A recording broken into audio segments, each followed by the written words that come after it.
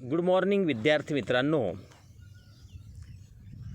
पहा, मी निसर्गाच्या सानिध्यात बसलेलो आहे. हा निसर्ग दुसरा तिसरा कुठला नसून आपल्या शाळेचा हा परिसर आहे आणि एका झाडाला टेकून मी इथं बसलेलो आहे. निसर्ग संपन्न वातावरणामधली आपली ही शाळा, आपलं हे ज्युनियर कॉलेज. या ज्युनियर कॉलेजमध्ये आज आपण इयत्ता 12वीच्या राज्यशास्त्र विषयाच्या प्रकरण 3ऱ्याला सुरुवात करत आहोत. विद्यार्थी मित्रांनो, मागच्या 2 प्रकरणामध्ये आपण 1991 नंतरच्या जगातील बदलांचा अभ्यास केलेला आहे. यामध्ये जागतिकीकरणाच्या प्रक्रियेमध्ये अनेक नव्या संकल्पना अस्तित्वात आलेल्या आपण पाहिलेल्या आहे. जसं की राज्य, मानवी हक्काबद्दल जागरूकता, बिगर राजकीय अभिकर्त्याचे वाढते महत्त्व, या संकल्पनांचा आपण या वर्षी पहिल्या 2 प्रकरणामध्ये अभ्यास केलेला आहे. आता आपल्याला प्रकरण नंबर 3 1991 नंतरच्या महत्त्वाच्या संकल्पना आणि समस्या, मानवतावादी प्रश्न हे पाहायचे आहे. विद्यार्थी मित्रांनो, आज जर आपण पाहिलं तर पर्यावरण, गरिबी आणि विकास योजनांचे दृष्टिकोन, लिंगभावविषयक दृष्टिकोन हे मानवतावादी प्रश्न आज महत्त्वाचे झालेले आपल्याला पाहायला मिळतात. या पाठामध्ये आपण याच प्रश्नांचा विचार करणार आहोत. हे प्रश्न आपण यावर्षी या प्रकरण नंबर 3मध्ये पाहणार आहोत. यामध्ये पहिला आहे तो म्हणजे पर्यावरण आणि शाश्वतता. या प्रकरणाची सुरुवातच तुम्हाला मी निसर्ग संपन्न अशा वातावरणामध्ये केलेली आहे. हा निसर्ग संपन्न वातावरण हे जे आहे ते आपल्या विद्यालयामधलं आहे. आपलं विद्यालय हे एका निसर्गाच्या सानिध्यातलं विद्यालय आहे. या विद्यालयामध्ये असणारी वेगवेगळी झाडे आपण पाहूयात.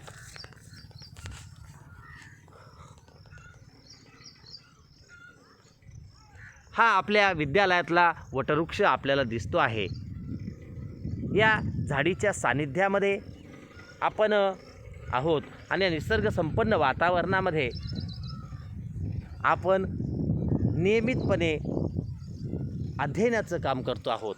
परंतु सध्याच्या परिस्थितीमुळे मी शाळेत आहे, पण तुम्ही घरूनच हा माझा तास करता आहात आणि या तासाला आपल्याला या वर्षी आता पर्यावरण आणि शाश्वतता या संकल्पना अभ्यासायच्या आहेत.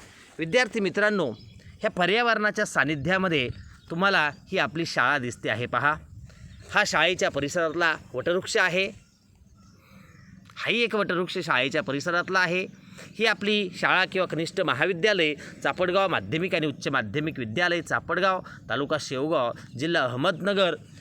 यामध्ये निसर्ग संपन्न वातावरण, हे वेगवेगळी झाडे, आपल्या शाळेच्या परिसरातली शाळेची ही आणखी एक इमारत आपण पाहतो आहोत. तर आपल्याला पर्यावरण म्हणजे काय, पर्यावरण याचा अभ्यास करायचा आहे. तर नेमकं पर्यावरण म्हणजे काय? पर्यावरण म्हणजे आपल्या अवतीभोवती असणारं वातावरण. हे पहा, ही झाडं, हा परिसर, हे आपल्या अवतीभोवतीचं वातावरण आपण पाहत आहोत. ही सृष्टी,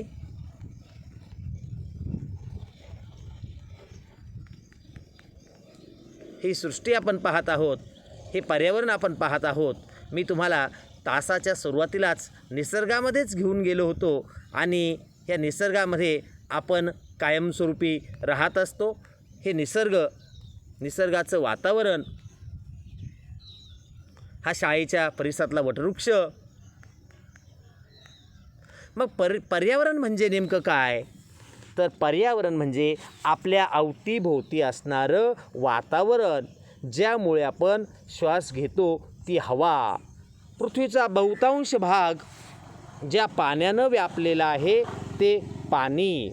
याचबरोबर या परिसरामध्ये, आपल्या आजूबाजूच्या परिसरामध्ये या सृष्टीवर असणाऱ्या सर्व वनस्पती आणि प्राणी या सगळ्यांचं मिळून हे पर्यावरण बनत असतं पहा. यामध्ये नैसर्गिकरित्या आढळणारे सर्व सजीव आणि निर्जीव गोष्टी मिळून नैसर्गिक पर्यावरण बनत असतं. मग यामध्ये माती असेल, हवा असेल, पाणी असेल, खडक असेल, हवामान असेल, याशिवाय काही गोष्टी मी सांगितल्याही नाही, या आपल्याला माहीत आहे. या सर्व घटकांचा समावेश पर्यावरणामध्ये होत असतो. मग डोंगर, नद्या, नाले, सरोवरे, हे सगळं याचा सगळ्याचा समावेश हा पर्यावरणामध्ये होत असतो. पण याच्यामध्ये आणखी थोडंसं पुढं जाऊन आपल्याला पाहता येईल की मानवनिर्मित पर्यावरण. आता मानवनिर्मित पर्यावरणसुद्धा आहे की जे मानवानं निर्माण केलेलं आहे, हा सुद्धा पर्यावरणाचाच भाग समजला जातो.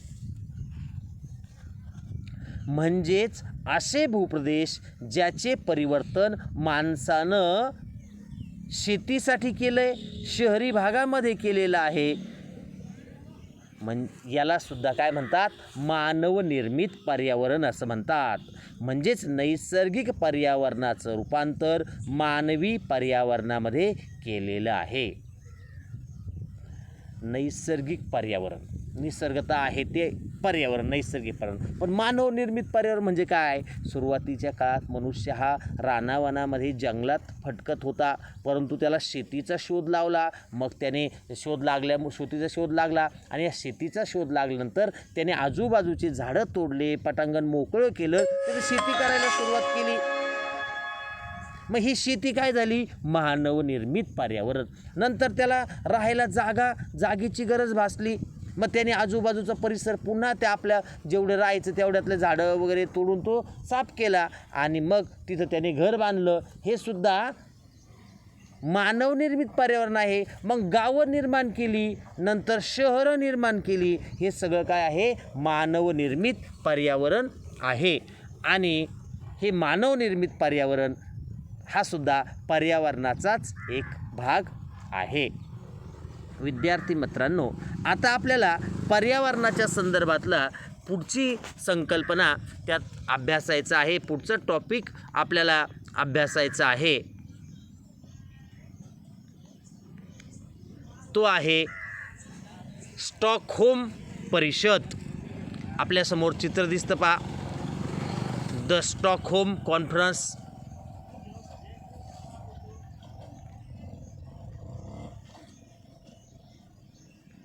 ही जी स्टॉकहोम परिषद आहे, ही म्हणजेच जगात आंतरराष्ट्रीय पातळीवर जगातील अनेक देशांना एकत्र येऊन पर्यावरणासंदर्भात जी पहिली परिषद झाली, तिला म्हणतात 1972ची स्टॉकहोम परिषद.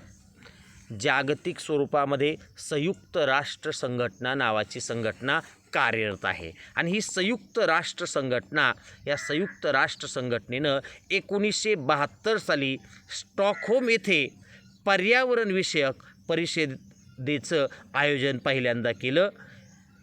याचा उद्देश होता आर्थिक विकास आणि पर्यावरणाचा ऱ्हास यांच्यातील संबंधाचा विचार करणं. आणि या संदर्भात ही आंतरराष्ट्रीय स्वरूपाची किंवा जागतिक स्वरूपाची पहिली परिषद युनोनं म्हणजे युनायटेड नेशन ऑर्गनायझेशनने म्हणजे संयुक्त राष्ट्र संघटनेनं 1972 साली स्टॉकहोम या ठिकाणी आयोजित केली. या परिषदेचा मुख्य हेतू होता तो म्हणजे मानवी पर्यावरणाचं संरक्षण आणि त्यात सुधारणा घडवून आणण्यासाठी देशांना प्रोत्साहन देणं आणि अशा देशांना मार्गदर्शन करणं. या हेतूनं 1972 साली स्टॉकहोम परिषद हिचं आयोजन करण्यात आलेलं होतं. ही जगातली पर्यावरणासंदर्भातली पहिली परिषद आपण पाहत आहोत. हे स्टॉकहोम शहर आहे पहा, आपल्यासमोर चित्र दिसते. या स्टॉकहोम शहरामध्ये ही पहिली पर्यावरणविषयक परिषद जिचं आयोजन करण्यात आलेलं होतं. यासमोर आपल्याला या परिषदेचं सिम्बॉल दिसतं पहा, स्टॉकहोम परिषद.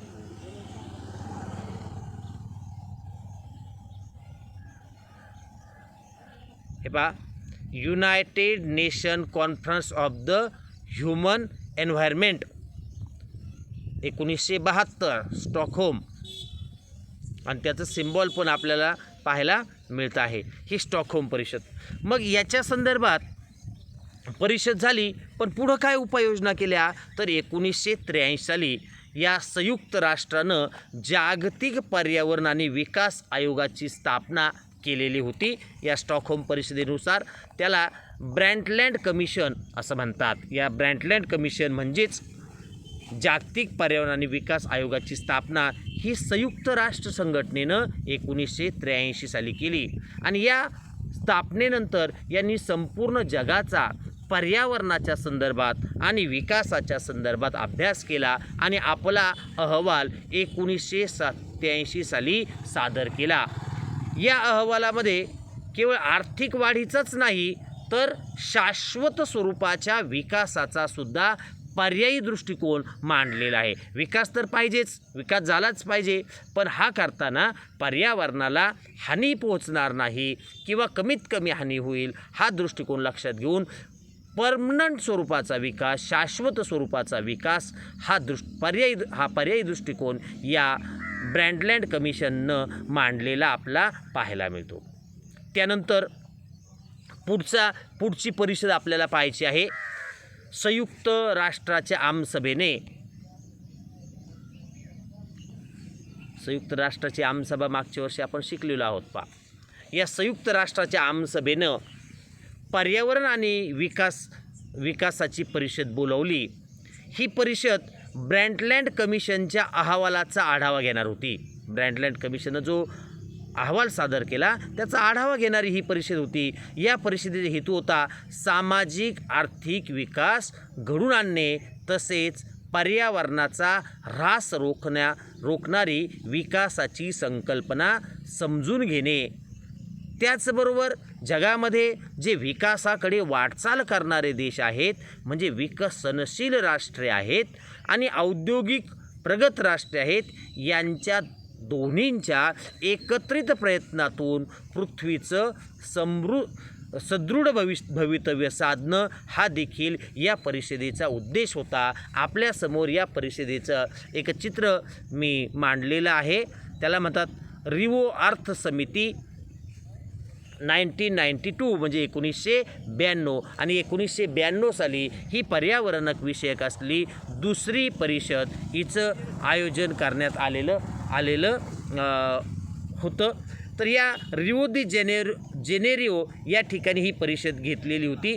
याला रिओ दी जेनेरिओ अर्थ summit, Rio summit 1992, Rio conference किंवा अर्थ समिट अशी या परिषदेला विविध नावं आहेत. आपल्यासमोर ही सिम्बॉल दिसतं पहा या रिओ परिषदेचं.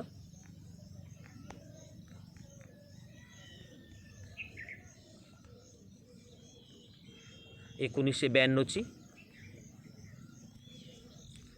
रिओची ही परिषद आहे आणि विषय त्याचा काय आहे, पर्यावरणाच्या संदर्भात हा या रिओ परिषदेचा आपण चित्रामध्ये पाहत आहोत.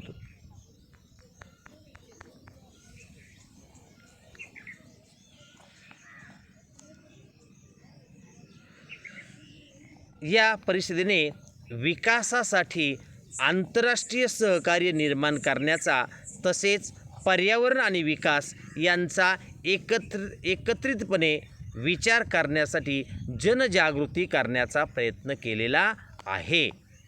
म्हणजेच पर्यावरणाबाबत संपूर्ण जगातील देशांमध्ये आणि मानवामध्ये पर्यावरणाच्या संदर्भात जनजागृती करण्याचा प्रयत्न या 1992च्या रिओ दी जेनेरिओ परिषदेनं केलेला आहे. मग याच्यामध्ये शासन असेल, उद्योग आणि स्वयंसेवी संस्थांचे